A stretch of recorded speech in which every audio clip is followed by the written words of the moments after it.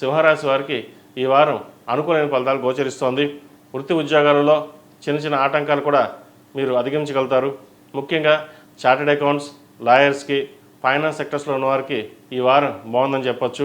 అలాగే సినిమా రంగానికి సంబంధించి కాస్మెటిక్స్, డర్మటాలజిస్ట్, ఫ్యాషన్ డిజైనింగ్ వీళ్ళందరికీ అనుకూలంగా ఉందని చెప్పొచ్చు.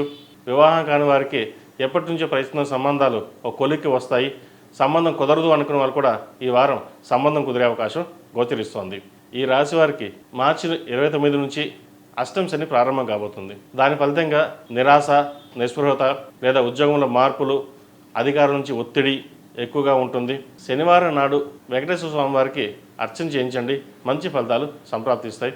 ఈ రాశిలో జన్మించిన వారికి కలిసి వచ్చే సంఖ్య 1, కలిసి వచ్చే రంగు తెలుపు. ఏదైనా పని మీద బయటికి వెళ్ళేటప్పుడు ఆదివారం కానీ సోమవారం నాడు కానీ వెళ్ళండి, మంచి ఫలితాలు సంప్రాప్తిస్తాయి.